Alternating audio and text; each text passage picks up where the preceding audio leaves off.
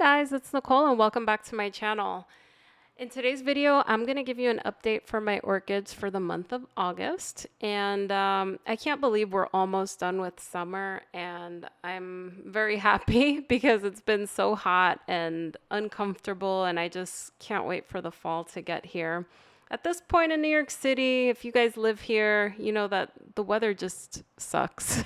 So it's really humid all the time, very uncomfortable. But all of the orchids, most of them anyway, are growing nicely.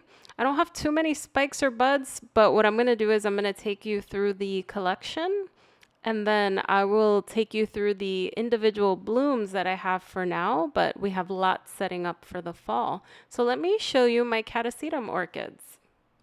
So most of the catasetums are growing pretty well with the exception of a few that I've shown you previously. Everything is in active growth, pushing out pretty big bulbs, so they're starting to mature up. Roots have been establishing all summer. We've got a couple of spikes as well. You could see one in the back, 8130, so I'm looking forward to that. And then there's another one also in the back that's in spike. I also noticed a couple more after recording this video that are just getting started, so you'll see them soon. Looking at Brown's Choice, it's still not doing great, but I still have a little tiny bit of hope, so we'll see what happens there. Cloecia Jumbo York is pushing out a new growth, and that's the one that I watered a little bit early. But overall, everything else seems to be growing very nicely. I moved everything up so that the cat doesn't eat it. So you'll see less damage and more bloom soon. Moving up to this shelf over here, we have a flower spike on my Dendrobium Green Flash. You could see it on the side over here. And this is a first time bloomer for me. I got that one from Gold Country Orchids, and I can't wait to see it. It's also working on that new growth over there. I'll say that I have had some spider mite issues. So this is my Vonera Key Lime Stars, and you could see that the flower is a bit funky. It's because it got eaten by some spider mites. My Brassolalia Besso is working on a bud. It's a little bit wonky. It's the first time it blooms, but we'll see how that shapes up once it starts blooming. Everything else is growing nicely. Moving down to the bottom shelf, I still have to repot my Gold Country Orchids haul. I've been pretty bad all summer about this. I should have done it already, but we'll see when I get to that. On the bottom shelf, things are looking good. My Vandas are looking good. I will show you that Ascofinetia cherry blossom shortly. I got a new bulbal phylum from my mom, so I'm excited to show you that at a later time. Otherwise, my Phalaenopsis amboinensis is working on a second spike, so I can't wait to see that bloom, despite really hating the fragrance. My Phalaenopsis Gia Lady, I'll put the name down below. That one's doing phenomenal, and it's been in bloom since like March, guys, and it still has a bloom going. It smells wonderful. Violacea is doing great. Phalaenopsis equestris is in spike, so can't wait to see that. So far, so good. I got these coconut shells from my mom, and I'm going to experiment with potting up some orchids in that, so you guys will see a video soon. Otherwise, everything is growing. Not too many buds right now, but my Miltonia Sunset is working on pushing out lots of new roots, so I can't wait to see it. It's also pushed out a spike, which dried up, unfortunately, but I noticed another spike come through, so hopefully we'll see a bloom on this guy soon. If not, it'll keep working on roots. My dendrobiums are looking good. This Dendrobium Spanish Eyes pushed out a spike. Dendrobium Buttercup is also has also pushed out another flower spike, so that's nice. Otherwise, everything else is growing nicely. I'll say I'm frustrated with the Maxillaria tenuifolia in the back there. It just doesn't bloom, so it's a little frustrating. My Little Stars is looking good. My cattleyas are growing nicely. I noticed a few sheaths in them, so that's good news. Seedlings are looking good. They get watered a lot, and there's my other Maxillaria tenuifolia. Now this one's my BLC Solar Flare Paradise. The flower came out a little bit wonky. It got stuck in the sheath, so it's a little disappointing. So the sheath basically was smaller than the leaf, and the bud just warped, but better luck next time. Orchids and semi-hydro are still doing well. I can't wait to see more buds. And then you see some spikes there on my twinkle.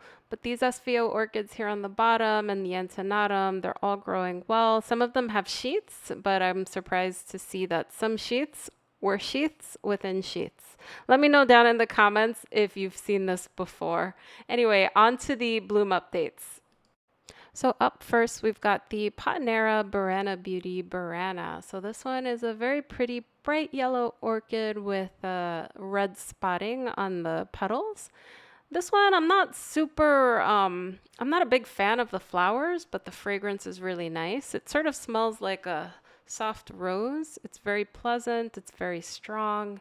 And this is a nice one. Like if you like fragrance, this is one that for sure you should get.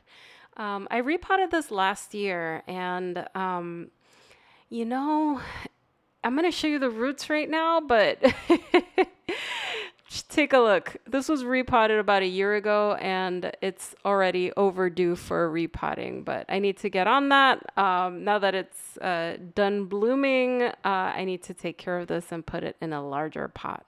But this is the Patinera Burana Beauty Burana.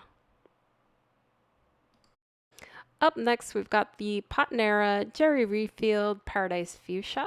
This is a seedling that I got from Carmela Orchids last June. It was supposed to be 2 to 3 years from blooming, and it bloomed within a year.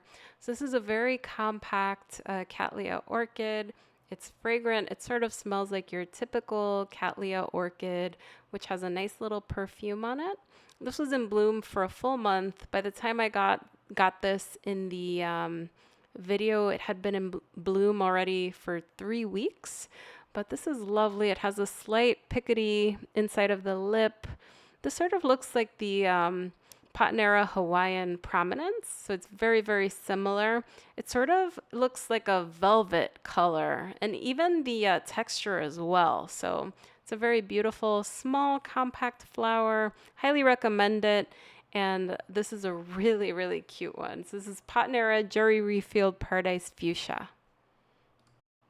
Up next, we've got the Ascofinetia Peaches. This is a lovely Vandaceous type that's crossed with the Neophanetia falcata. I am happy to report that it's blooming quite quickly after repotting. It has a very subtle Neophanetia fragrance. What I find interesting with this one is that it is fragrant during the day and not at night. So that's interesting for me. Otherwise, this one seems vigorous. It came in bloom when I received it in June, and it's bloomed again. So I look forward to having many flushes of blooms with this Ascofinetia cherry blossom. Seems to like the coconut husk setup. I water it a couple of times per week, about 2 to 3 times per week. It dries out quickly in this clay pot, and the coconut husk maintains some good moisture there. But this is a really cute one. Up next, we've got the Angraecum Didieri. So this orchid was in bloom for me last May, and I'm happy to report that it's in bloom again. So I noticed after it faded, it started forming another bud on the other side of the orchid, on the opposite side of where it bloomed last time. And this orchid is really nice, small, compact orchid with a very strong fragrance. When it first opens, it's quite overpowering, and it sort of smells like very strong baby powder. But after a day or two, it mellows out, and then you get this really nice, pleasant, perfumey, powdery type scent. It's no longer overpowering once it's been open for 2 days, and it's really, really nice. I love the nighttime fragrant orchids, and I'm just waiting on my Brassivola orchids to open up next, but this is a good one. I already made a spotlight video for this one, so I'll be quick, but oh my goodness, guys. This one is the Phalaenopsis Violacea Variation Indigo, and this is the 3rd time that it blooms for me. I got this at Hauserman Orchids last September. It was advertised as 1 to 2 years from blooming, so I'd say that their assessment was accurate and it actually bloomed even sooner. But a spoiler alert for you guys is I bought this along with the Phalaenopsis Bellina, and the Bellina is just starting a flower spike. So in a couple of months, I will be showing you some Bellina buds soon. So, oh, I love this one, and I look forward to the Bellina. On the theme of summer blooming phals, let me show you my favorite summer blooming phal orchid. And forgive me if I've shown this many times, but I just love it. So this one is Phalaenopsis LD Bears King RH3. And this one has, I just love it because it has an amazing orange fragrance. When I got it, it had a spike already, and it took some time to get going, and it pushed out 2 additional spikes. Once it started blooming earlier in the spring, it hasn't stopped, so I've been enjoying it all summer. Its root system is insane. So I got this last September. It established really well, and it's just a staple in my collection. I really love this one. I hope you guys enjoyed this video. Really appreciate you guys watching. If you like it, don't forget to give it a thumbs up and subscribe for more orchid content. I'll catch you guys next time. Bye, everyone.